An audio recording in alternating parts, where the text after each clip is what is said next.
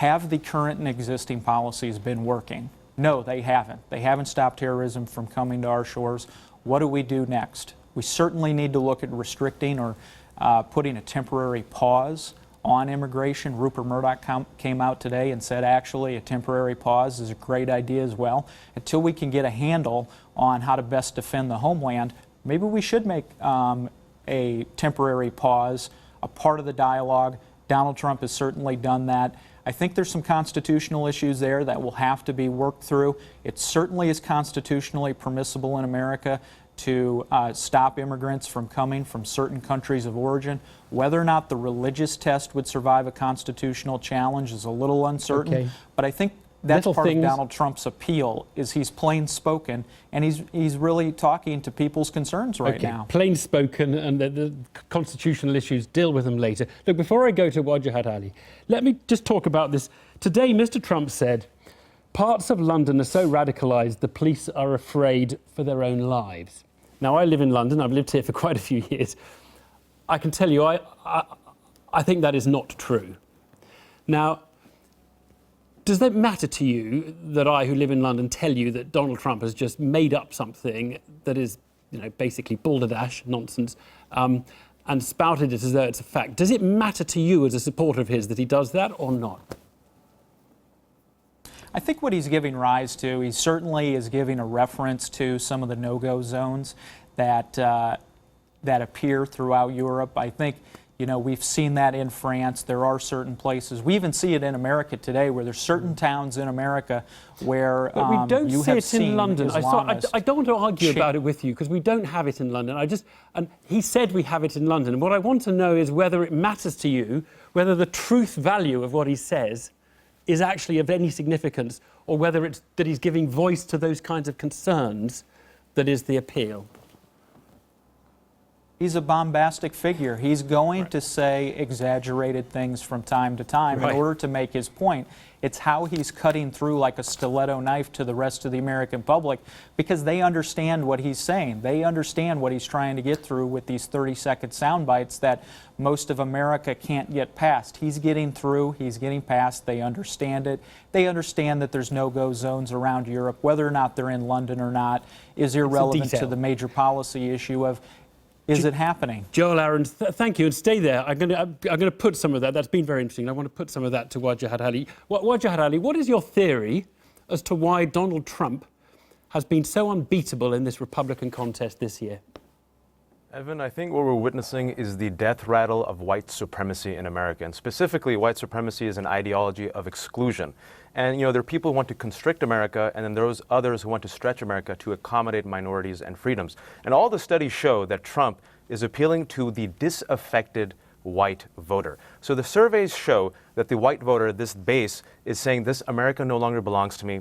I can no longer become a protagonist of the American narrative. Things are changing too quickly. There's income inequality. Americans are going to become a minority-majority country. There's immigrants. There's gay marriage now. But he's got support among black and Hispanic voters. It's not big support, but it's not negligible support either. Well, it's still small support, but it's this base, I think, that plays into fear. And what Trump does, cynically, and it's a playbook, by the way, that has been used before. This is nothing unique. He marries anger with hate, with ignorance, and creates a Molotov cocktail and projects strength by lobbying it against a perceived enemy, the other. The other, in this case, is minorities, Muslims, women, black men, Mexican immigrants. And he says, I'm going to protect you against them. And basically what he's going to do, and this is the saddest part and the irony here, is he has given ISIS a premature early Christmas gift.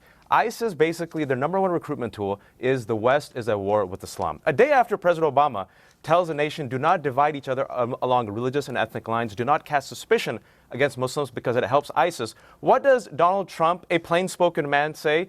I'm going to ban Muslims. So he literally gave a nice gift to ISIS, and I'm sure ISIS emailed him and said, thank you very much for doing our job for us. Just tell me that there's more to it than that. There is a plain speaking. This was a phrase that Joel used, and you've got to admit that it's more interesting to listen to the guy speak than to listen to a lot of other guys speak, right?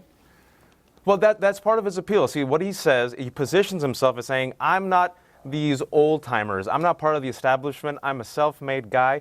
I don't need corporate money. I have my own money. I'm going to tell it like it is. I don't cow down to political correctness. And I'm going to rationalize your hate. I'm going to be a spokesman for your frustration and say what I got to say, because I don't care about nuance and moderation. And that, of course, is attractive to a base, according to all the studies, that feels disaffected, that sees, you know what, this country's slipping away. And there's anger and there's frustration, but it's channeled in the most poisonous way, which divides Americans along religious and ethnic lines, which actually helps our enemies. Let me just put that to Joel. Joel, I don't know if you remember that film Network, had the catchphrase, I'm as mad as hell and I'm not going to take this anymore.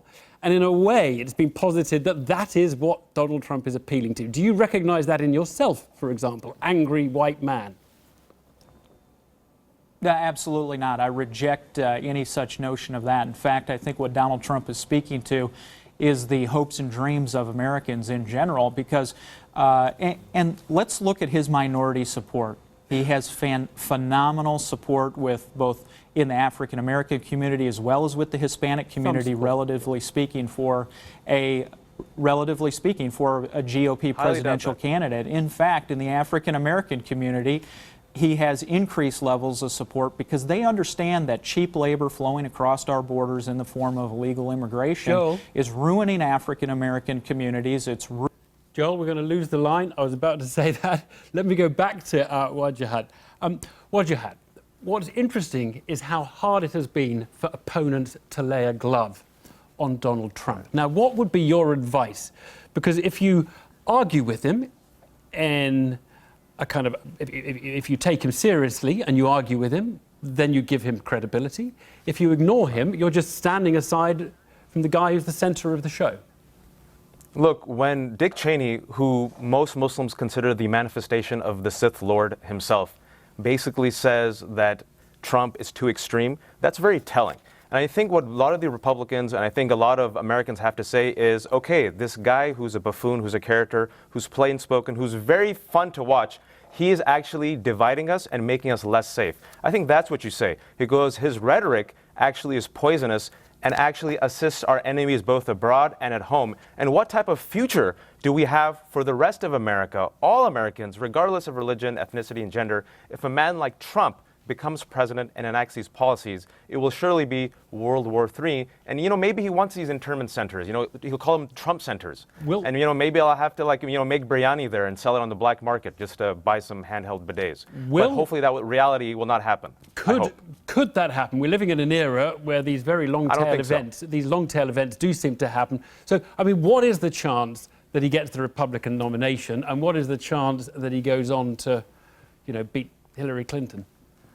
Look, it's a scary time because he's doubled down on this anti-Muslim rhetoric because he sees that it works with his base, and he is right now the leading Republican presidential candidate. He very well might be, like I said, the leading candidate, and I do see this as the death rattle of a certain white supremacy in America. I don't think he will win because what we have seen is solidarity even with Republicans and conservatives and all along religious and ethnic lines that say enough is enough, this is toxic, and we're going to reject you. So I remain hopeful, and please remain hopeful in America and the future of Americans. Wajahat Ali, thank you very much indeed.